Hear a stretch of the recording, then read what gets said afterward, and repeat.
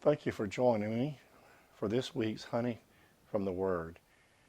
Today's devotion is titled, Can One Person Make a Difference? It comes from Numbers chapter 16, verses 41 through 50. On the next day, all the congregation of the children of Israel complained against Moses and Aaron, saying, You have killed the people of the Lord. Now it happened, when the congregation had gathered against Moses and Aaron, that they turned toward the tabernacle of meeting. And suddenly the cloud covered it, and the glory of the Lord appeared. When Moses and Aaron came before the tabernacle of meeting, and the Lord spoke to Moses, saying, Get away from among this congregation, that I may consume them in a moment. And they fell on their faces. So Moses said to Aaron, Take a censer and put fire in it from the altar. Put incense on it and take it quickly to the congregation and make atonement for them. For wrath has come out from the Lord. The plague has begun. Then Aaron took it as Moses commanded and ran into the midst of the assembly. And already the plague had begun among the people. So he put in the incense and made atonement for the people. And he stood between the dead and the living. So the plague was stopped. Now those who died in the plague were 14,700, besides those who had died in the Korah incident. So Aaron returned to Moses at the door of the tabernacle of meeting, for the plague had stopped. So can one person make a difference? Well, can one vote make a difference? In 1654, one vote gave Oliver Cromwell control of England. In 1649, one vote caused Charles I of England to be executed. In 1776, one vote gave America the English language instead of German.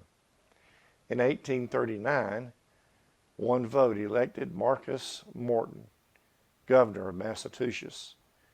In 1845, one vote brought Texas into the Union. 1868, one vote saved President Andrew Johnson from impeachment. In 1875, one vote changed France from a monarchy to a republic.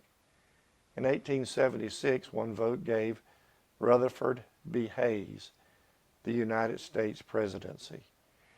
In 1923, one vote gave Adolf Hitler control of the Nazi Party. And in 1941, one vote saved the Selective Service System just 12 weeks before Pearl Harbor. In the book of Numbers, chapter 16, the children of Israel were once again complaining.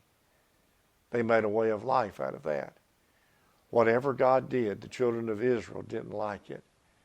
They didn't like the water. They didn't like the food. The children of Israel didn't like the leadership or much of anything. The people were actually beyond complaining about Moses and Aaron. They were moving toward a revolution. The children of Israel were upset because Moses and Aaron were trying to get them to become more spiritual. The people didn't want that and didn't want to change. In the first part of this chapter, Korah, Dathan, and Abiram were leading a revolt against the leadership of Moses and Aaron. They were questioning the leadership abilities of Moses and Aaron. And it ended up that the earth opened up and swallowed up these men with their families and all they owned. Also, 250 other leaders were sided with them and were consumed by fire. Moses and Aaron were attempting to help the children of Israel move closer to God, but the people really didn't want to do so. And it caused the people's rebellious attitude to grow. After all, everyone likes to do what he or she wants to do, but the conflict escalated, and the children of Israel were positioning themselves to overthrow the leadership. Picture it. You have Moses and Aaron trying to lead the people closer to God, and a couple of million Jews saying, no way, We aren't going to change. Things aren't going good. It's not going well for Moses and Aaron. It's all this point that God has a say. It's at this point that God has his say.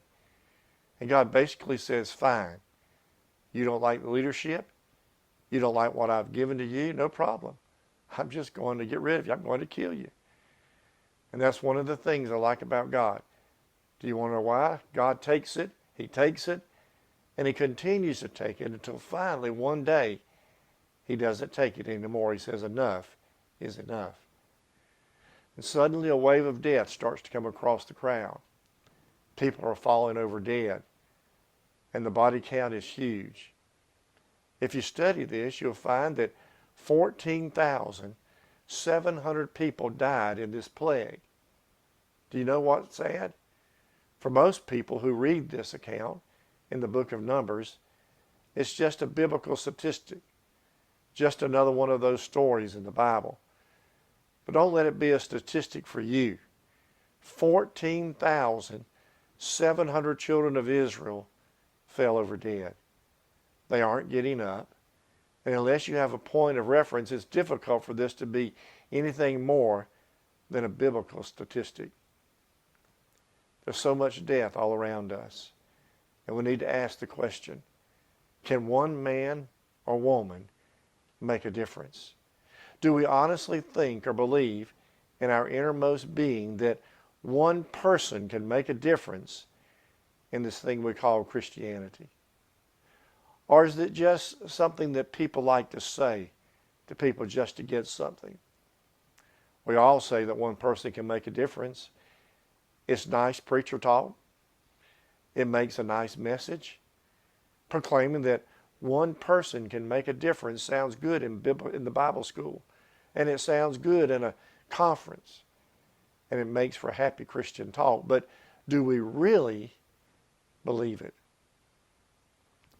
Let's look at number 16 again. The children of Israel were complaining. Whatever God did, the children of Israel didn't like it.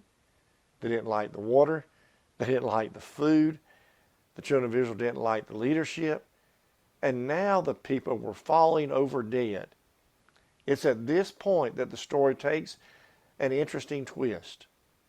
Moses turns to Aaron and yells, Aaron, go do something. Moses is telling Aaron to do something because they had never faced a situation like this. And what do you do when people are dropping over dead? Moses told Aaron to do something. Run to the altar. Go do something. The urgency is screaming. It demands action. The urgency moved Aaron to run and grab a censer. If you're familiar with the furnishings of the tabernacle, the censer is the stick-like thing with a cup on it. Aaron grabs the censer and runs to the altar. He uses the censer to scoop up some fire from the altar.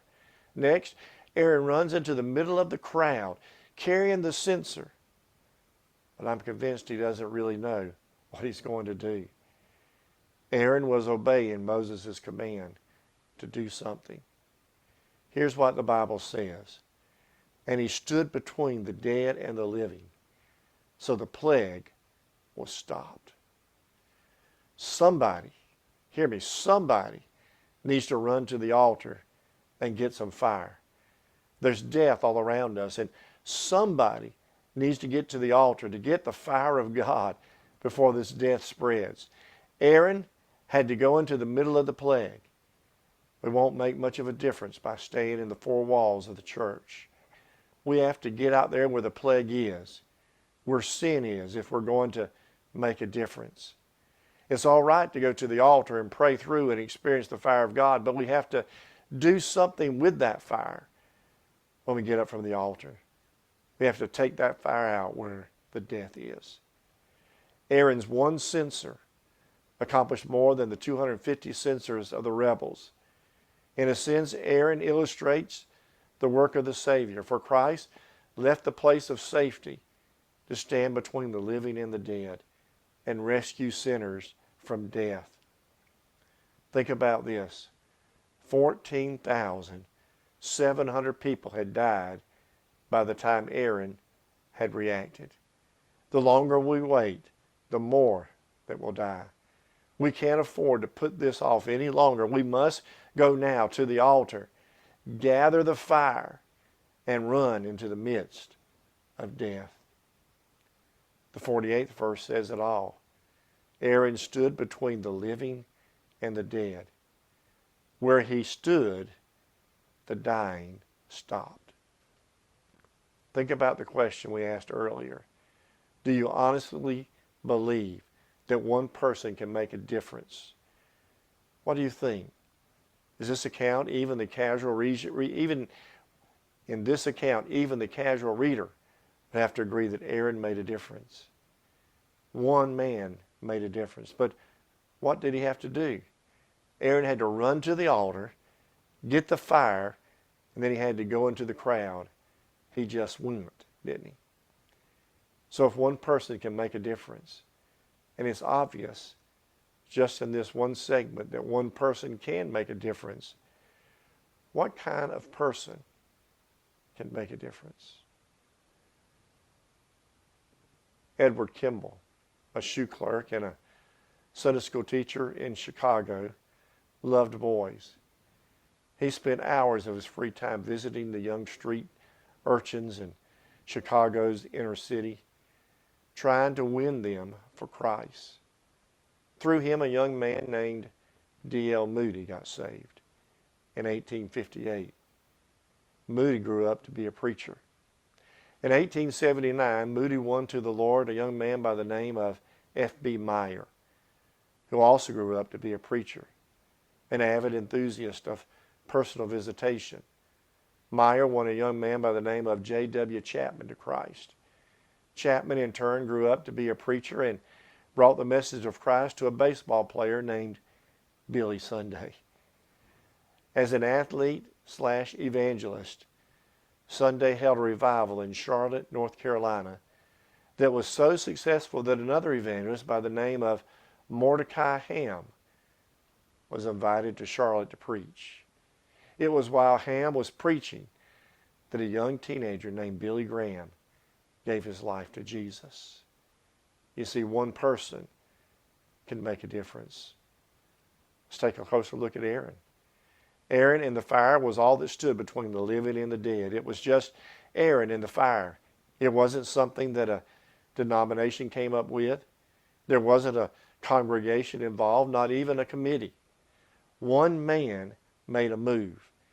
And this isn't the only biblical account of one man or one woman making a difference. In those situations, something happened to the individual, and that individual became the catalyst for all that followed. They made a difference. There's another interesting thing about Aaron. Aaron was 100 years old. What did Moses say? Run to the altar. A man who's 100 years old running to the altar, it's impossible.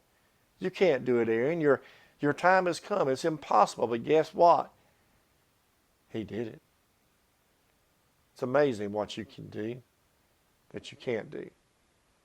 You hear it all the time. Oh, I can't do that. Yes, you can. Sometimes we just don't want to. I just want you to know one person can make a difference. And it doesn't matter what your age is, whether you're young or old, one person can make a difference. Can I encourage you this week to go out and make a difference?